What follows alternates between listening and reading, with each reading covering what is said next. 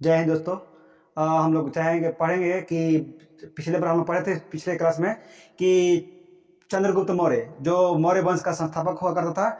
और आज हम लोग उसके बारे में जानकारी लेंगे कि मौर्य वंश जो था चंद्रगुप्त मौर्य, उसके बाद जो उसका राजा हुआ उसका कौन हुआ था। तो उनके बेटे जो था बिंदुसार था। चंद्रगुप्त मौर्य का बेटा कौन था? बिंदुसार। तो थोड़ा सा एक बार जान ले, थोड़ा सा एक प्रश्न पूछता है कि चंद्रगुप्त मौर्य के पहले मगध साम्राज्य का शासक कौन था, यानी कि वहां का राजा कौन होता था। तो वहां का अगर प्रश्न एक और पूछेगा कि मौर्य वंश के शासक के पहले वहां का मगध का शासक कौन, किस वंश का था, तो हर्यक वंश का था। किसका था? ये जो हर्यक राजवंश था ना, हर्यक राजवंश था, क्या था? मगध का पहला मगध का राजा यानी शासक था कौन? ये हर्यक राजवंश। ध्यान दीजिएगा, ये कहां का शासक था? मगध का। मगध मतलब कि पहला मगध का शासक कौन था? तो हर्यक वंश का। हर्यक वंश का संस्थापक कौन था? तो बिंबिसार। गलती से बिंदुसार मत कर दीजिएगा। ये जो है ना, बिंदुसार चंद्रगुप्त मौर्य के बेटे थे। और ये जो बिंबिसार है, अक्सर बच्चा लोग यही गलती करता है कि बिंदुसार की जगह बिंबिसार मार के आता है। तो थोड़ा माइंड में सेट कर लीजिएगा कि बिंदुसार जो था चंद्रगुप्त मौर्य का बेटा था, जो मौर्य वंश का था। लेकिन ये बिंबिसार जो था ना, हर्यक राजवंश था। किसका? हर्यक राजवंश। यानी कि हर्यक राजवंश का ये संस्थापक कौन था? बिंबिसार। इसमें दो तीन प्रश्न बन गया। पहला कि मगध का सबसे पहले मगध पर शासन किसने किया था, यानी अपना शासक कौन बनाया था? तो किस वंश का शासक था? तो हर्यक वंश। प्रश्न क्या है कि मगध साम्राज्य में सबसे पहला किस वंश का शासन था, यानी शासक कौन था, किस वंश का था? तो हर्यक वंश। दूसरा, हर्यक वंश का संस्थापक कौन था? ये बिंदुसार। ये क्या था? संस्थापक था। ध्यान रखिएगा, संस्थापक कौन था? तो बिंबिसार।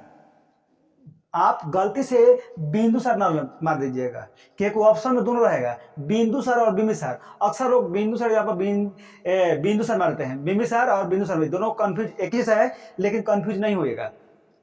तो चंद्रगुप्त मौर्य मतलब कि इसके पहले प्रश्न एक और पूछेगा कि चंद्रगुप्त मौर्य के पहले मगध साम्राज्य का उत्तराधिकारी कौन था। मतलब कि ऐसे प्रश्न पूछेगा कि चंद्रगुप्त मौर्य का उत्तराधिकारी कौन था मगध साम्राज्य का।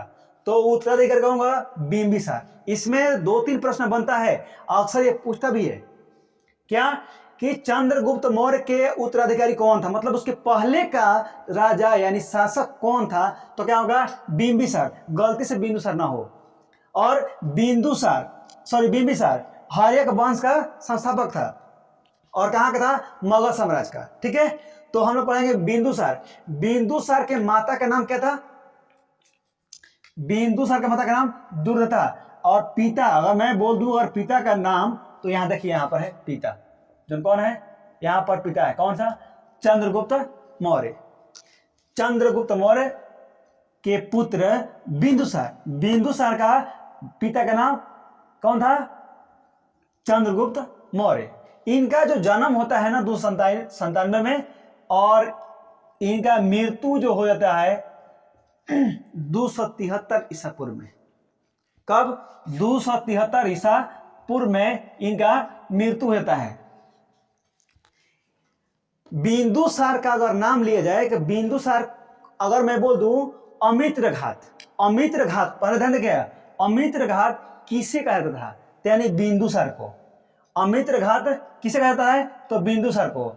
और मैं बोल दूं शीसेन, प्रश्न पूछेगा शीसेन किसे कहा गया है? तो बिंदुसार को ही। प्रश्न दो हो गया, अमित्रघात किसे कहा गया है? तो बिंदुसार को। शीसेन किसे कहा गया है? तो बिंदुसार को। और मद्रसार किसे कहा गया है? तो बिंदुसार को ही कहा गया है। तीसरा है अजात शत्रु बरिसार। क्या है ये? अजात शत्रु बरिसार किसको कहा गया है? तो बिंदुसार को। यानी कि 4 नाम से इनको जाना जाता है, याद रखिएगा।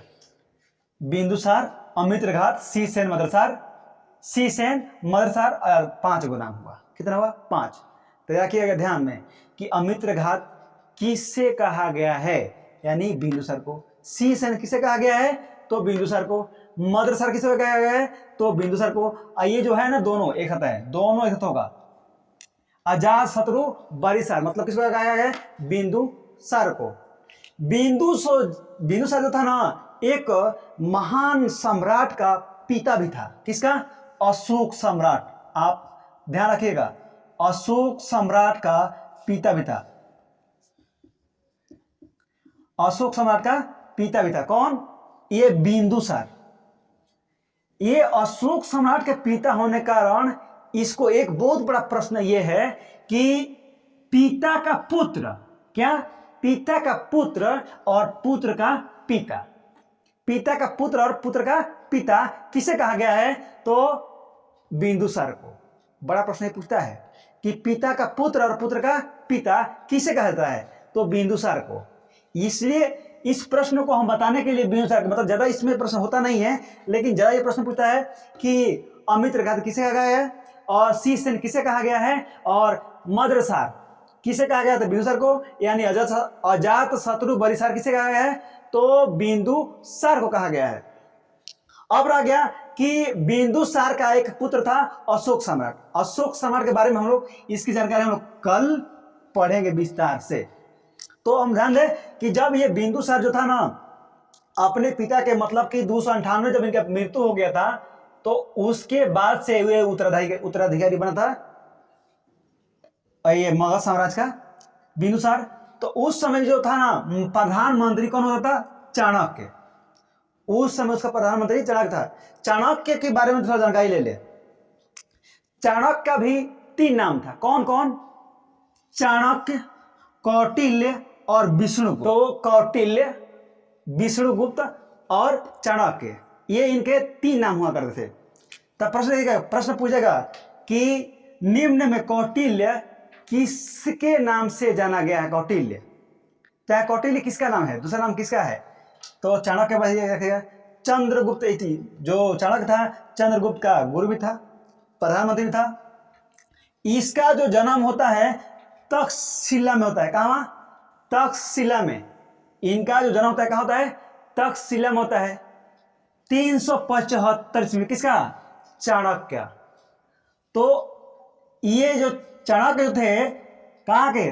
तक्षशिला का आचार्य भी होते थे, यानी हम लोग क्या बोलते थे? प्रोफेसर। वहां के हम लोग क्या बोलते हैं कि हेडमास्टर हम बोलते हैं, अपना आचार्य बोलते हैं हेडमास्टर हैं। तो वहां का था आचार्य कौन था? चाणक्य। और बेचारे का मृत्यु कहाँ होता है? तक्षशिला। राजा तक्षशिला कहाँ भाई पड़ता है? तब पाकिस्तान में।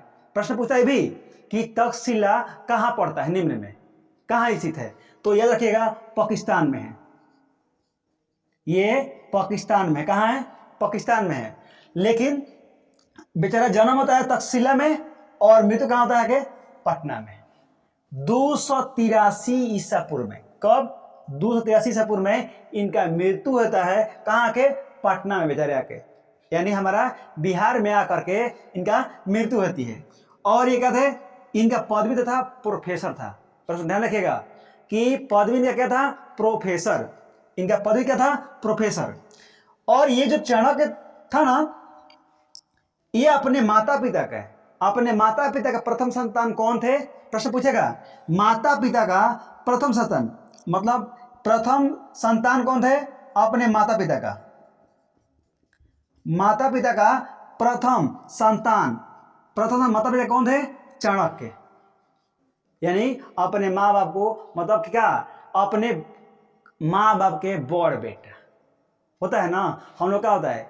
हम लोग क्या होता है कि बड़ बेटा बाप के या छोटा बेटा मतारी के। ठीक है। तो ये थे अपने माँ बाप के सबसे बड़ा। लाड प्यार तो मिलबे न करेगा, सब कुछ मिलता है बड़े बेटा हर घर में।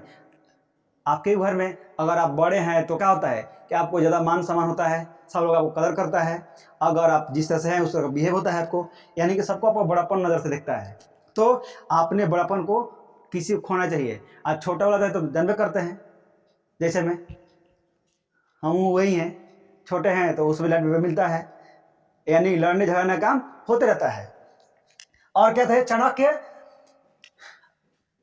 कूटनीति, अर्थनीति और राजनीति के विद्वान थे। प्रश्न पूछेगा कि कूटनीति के विद्वान निम्न में कौन थे, तो चाणक्य। अगर प्रश्न दिया चाणक्य, कौटिल्य, विष्णुगुप्त, किसमें मारोगे? तीनों, ऑल ऑफ एबव, मतलब कि इनमें से सभी को मारना होगा। दूसरा होगा अर्थनीति के विद्वान कौन थे? कौन थे? चाणक्य। चाणक्य आ जाए ऑप्शन में, कौटिल्य या विष्णुगुप्त। ये तीनों नाम को याद रखना अति आवश्यक है, वरना हम लोग गलती कर देंगे। दूसरा राजनीति के विद्वान कौन थे? तो चाणक्य कहें या विष्णुगुप्त कहें या कौटिल्य कहें।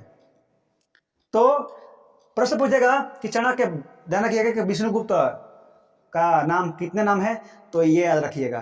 तो आज के लिए इतना, और हम लोग कल चर्चा करेंगे अशोक सम्राट के बारे में, विस्तृत जानकारी लेंगे। और आप एक और रिक्वेस्ट है, अगर आप इसके बारे में जानकारी लेना चाहते हैं तो इस बेल आइकन को दबा लें और नोटिफिकेशन को ऑन कर लें, ताकि जो भी वीडियो आएगा आपके पहले पहुंच जाएगा, आपके पास मैसेज चला जाएगा कि आप इसको पढ़ लें। अगर आपके घर में छोटे भाई बहन है उसको ये बताएं कि उसको जानकारी ले ले। चलिए इतने के, जय हिंद, जय भारत।